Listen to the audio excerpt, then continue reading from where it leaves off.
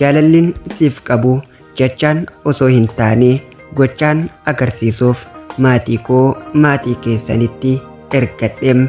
Garuu akka yaadee akka nawwee osoo hin taane akkan hin yaadin akkan hin shakkintu ta'em. Odaana gawaa biyyooti yaa odaa guddaana gawaa biyyoo addaan fageessin maaloo yaa ayyaana yoo abbaa biyyo.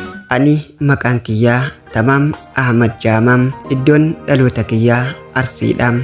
Xalayaa kana kan hin barreesseef jaalallee koo cinaacha qaama koo miimmiidhaafim. Miimmi koo anaa fi ati gaafa wal barannu akka nama hambaa, akka nama hiriyaa, akka jaalalletti osoo hin taane akka nama firaa, akka ilmaan dubrii tokkotti wal barachuu keenya ni beektam. Gaafan si baruu, gaafa na barattu si jaalladha je'ee atis na jaallachuuf jettee waan wal barree natti hin fakkaattu. Garuu walitti dhufeenyaa fi walitti dhiyeenya taphaa fi kolfa keessaa jaalalli gidduu keenyatti uumamee biqilee daraareem. Anis akkan si jaalladhu sodaachaa sagalee gadi qabee hasaasee ol baasee sitti himem. Atis akkasuma akka na jaallattu ol baastee natti himteem.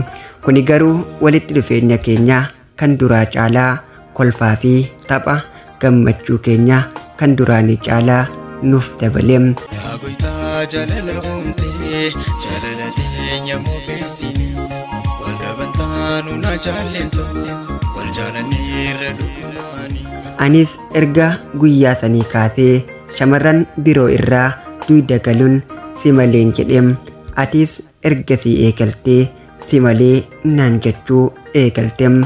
Anis jaalalli keenya akka galma nuuf ga'uu fi abjuun keenya akka nuuf dhugoomuuf jaalallin siif qabu jechaan osoo hin taane gochaan agarsiisuuf maatii koo maatii keessanitti ergadheem. Garuu akka yaadee akka nawwee osoo hin taane akkan hin yaadin akkan hin shakkintu ta'em. Maatiin kee maatii koo didee anaafis adda daangeesseem. Anaaf kuni garuu guyyaa aduun natti dukkanaaweedhaam. Atis erga guyyaa sanii kaastee akka duraa natti dhiyaachuu naa waliin kofaltee taphachuu xiqqeessaa dhufteem. Kuni garuu yaada irraan yaada, miidhama irraan miidhama, caba irraan caba natti ta'uun akkaan kophaa koo aadaa jiraadhu jireenya koo golgoleesseem. Miimmi koo dhugaa akkan si jaalladhu akkan si abdadhu ati na biraa fagaatte jedhee keessa koo amanee hin beeku. Onneen koo dhugaan si jaallatee dhugaan siif miidhamee si malee tan biraaf bakka dhabee yeroo hunda taa'ee waa'uma keen yaadaam. Miimmi koo arrallee akkuma kalee borullee akkuma arraa onnirraan si jaalladhaam. Si malee jiraachuu hin danda'um.